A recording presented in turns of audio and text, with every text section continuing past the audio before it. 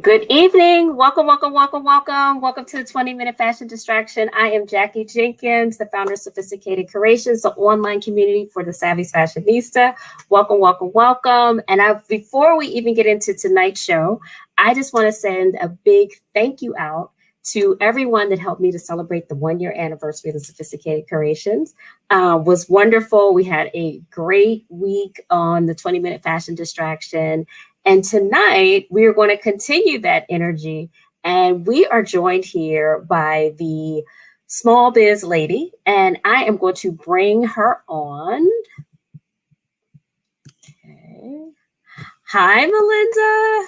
Hi, Jackie. How are you? I am wonderful. I am wonderful. Good to see you. Good to see you. And before we even get into intros and all of that wonderful stuff, I just want to set the tone as to why this show is so fashionably important. And first off, I want to say is I was just looking at some statistics in terms of where we are in startup businesses right now. And from 2020, and it wasn't clear if this was at the beginning or the end, but I'm fairly certain this was at the beginning of 2020, there was a 99.9% increase in small businesses. And I'm very pleased to say that 40% of them were actually women-owned businesses. And so that's why you being here today is so timely. Melinda Emerson, and I'm just going to get some background. I see my mom is here, my sister Jocelyn's here. Hey, guys. Melinda Emerson, let me just give background. The SmallBizLady is actually an author, and not just any author. The author of the book, Become Your Own Boss Within 12 Months, which if you think about that and what that means where we are today, not only is that timely, but it's just wonderful in terms of where we're headed. But then secondly, not only is she an author, but she's a top-selling author with, I think, what was the number? You said 100,000 books sold? Yeah, that book has been in print since 2010, and it's still in print. I'm so excited. We're actually coming out with the 3rd edition later this summer. So that book has sold 100,000 copies worldwide. So that book has been in print for a long time. And I started writing it in 2007. So it finally came out in 2010, and then we updated it again in 2015, and I'm so excited that the new edition's coming out. So yeah, I've been talking about how to start and grow small businesses a long time. Well, and what I will say with that is, and it's so funny. So when we first met, you had your production company, and I don't even know if you remember. This was even before the book. And we had a conversation out at the West Philadelphia Enterprise Center, and we just kind of kept in touch from there. I'm originally from Philadelphia, and so that's how Melinda and I actually got to first meet. But over the course of that, we ran into each other. Then again, I think it was the Urban League's Business Entrepreneurship Day, and you were speaking. And I think that was the last time I really had a chance to connect. So it's wonderful to see you, Melinda, not only the SmallBizLady, but you are also a friend. And I see Marissa's here from Philly. She's like, yay. Like, go Philly, right? So I just want to jump into it by asking the question, how did you get the idea to kind of brand yourself as a SmallBizLady? Well, so that's actually an interesting story because I have been in business this year, believe it or not, Jackie, 22 years. And so, you look, it's been a journey, right? So I started my first company, my video production company, in 1999. And, went along and, did fairly well. I mean, at one point, we were the largest female-owned production company in Philadelphia. I had offices in downtown. My then husband was able to quit his full-time job at GE and join the business. I mean, we were doing well. But let me tell you, I was also at that time like the worst workaholic you ever met in your whole life. Like I would leave church on Sunday and go to the office 4 more hours. I mean, I was terrible. And so I believe it was God's plan that he said, I have to stop her. I have to figure out some kind of way to stop her, because literally you could call my office at 9:00 at night and people would answer the phone like it was 3:00 in the afternoon. Like, not only was I a workaholic, I made everybody around me be one too. And so I mean, it was ridiculous. I would buy lunch, I'd buy dinner. You don't have to leave. I'll get you dry cleaning set out. Don't worry, you know. Just I mean, stay over. Just stay over. that's what I was like. And so in 2005, I got pregnant with my son. And when I got pregnant, I ended up put on bed rest for 6 months. I ended up with a high risk pregnancy. They thought my child had a heart condition. And it was like I went from being at work every day till 10 o'clock to not being able to work at all. And you guys have to realize, I want to get you put you guys in my time machine with me. Let's go back to 2005.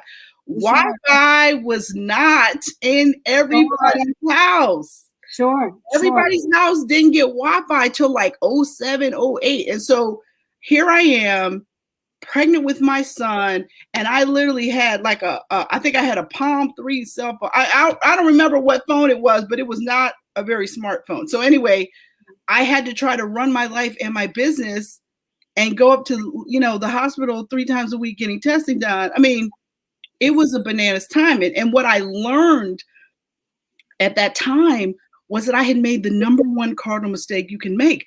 I built a business that couldn't run without me. Okay. I had built a whole business around myself. I was the number one rainmaker. And then all of a sudden, I wasn't there and couldn't be there because my number one job was in bringing my child here safely. And so literally, I had to completely regroup. But you know what was amazing about that 6 months time? It was the first time I had ever stopped to think about how my business actually ran. Like every day, it was like I woke up like, go Speed Racer, go. I mean, that's what I was doing. Every day, I was chasing the sun every day, and so it was the first time I actually had a chance to sit back and think about the expensive mistakes we had made and how I would have done things differently if I had known better. And then finally I realized, you know what? I actually would have run my whole business better if I had had better advice.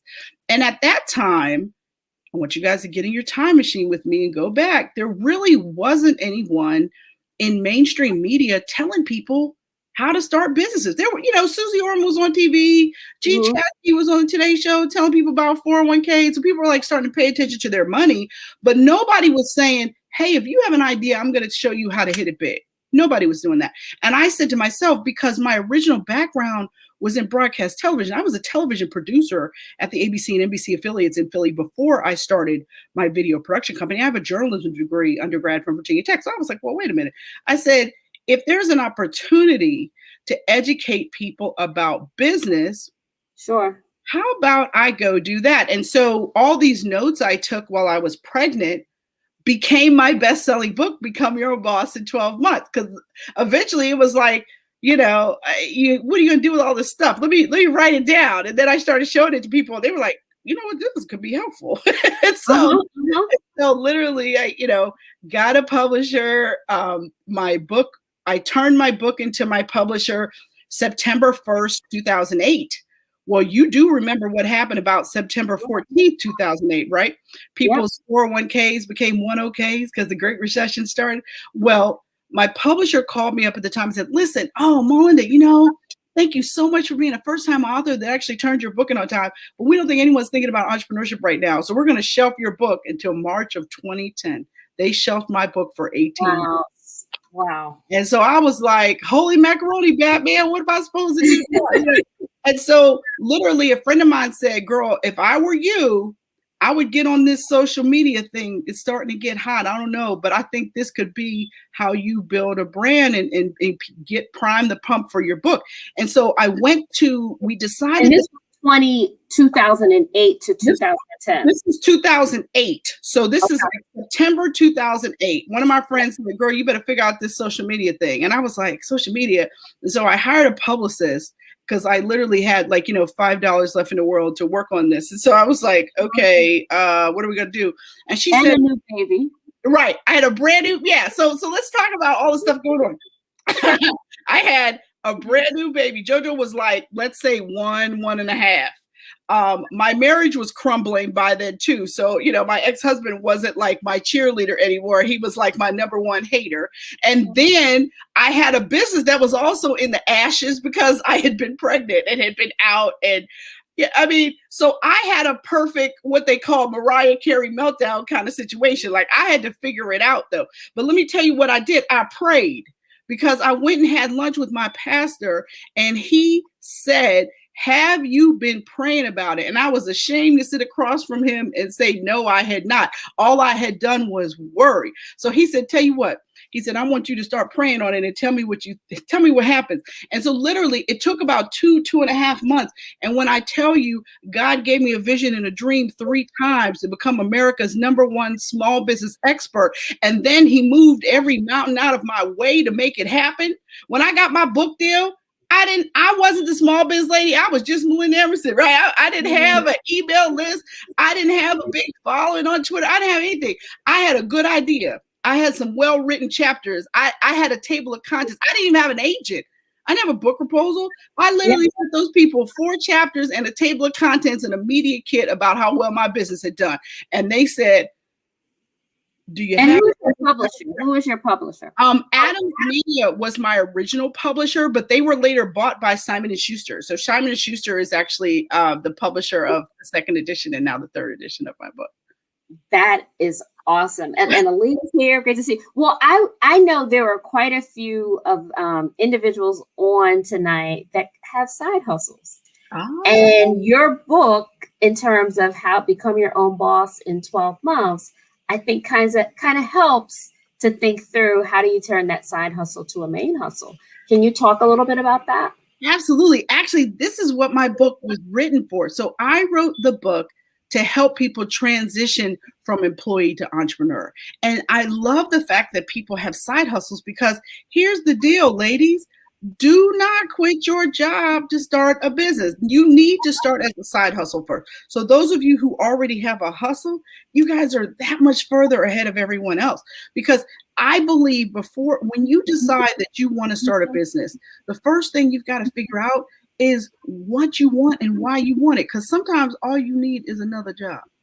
Because taking on entrepreneurship is no joke. I mean, literally, you're taking on 10 to 15 jobs like at one time. So you really have to make sure you want that because there is an upfront hazing process involved, right? So the second thing you've got to figure out is how you're going to pay for it. Because banks do not loan money to start up businesses. They don't even like existing businesses. So you got to understand that the money to start your business is going to come from your right or your left pocket.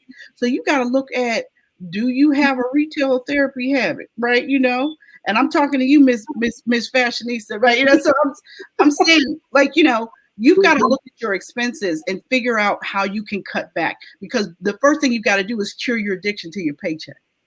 So you got to start saving, tightening. You really don't need that latte every day. Like, there's all kinds of stuff you can do to tighten your belt.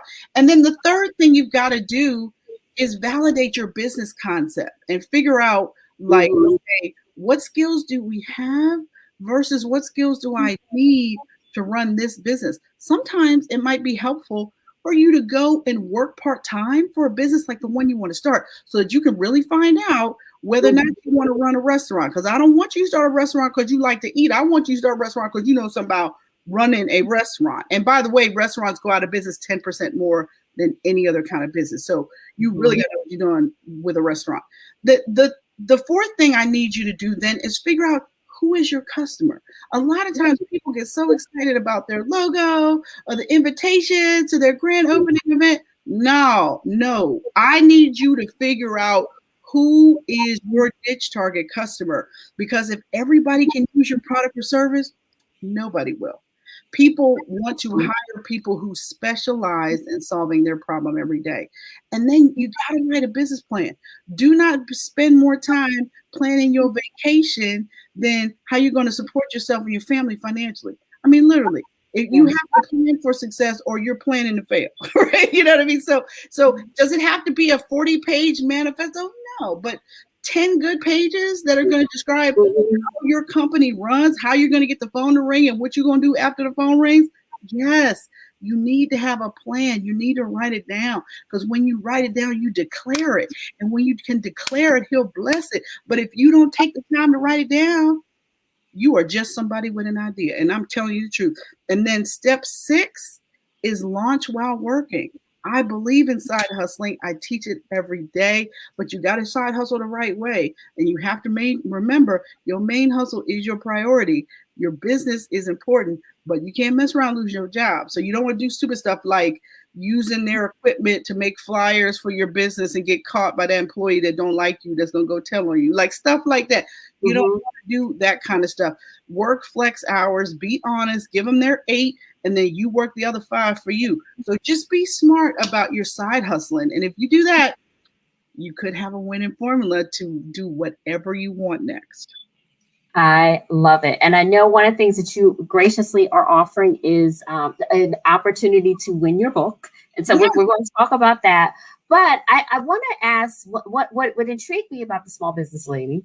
Not only was the concept kind of how I see you, but when we talked about it a couple of weeks ago, you shared that the Small Biz Lady typically only wears dresses.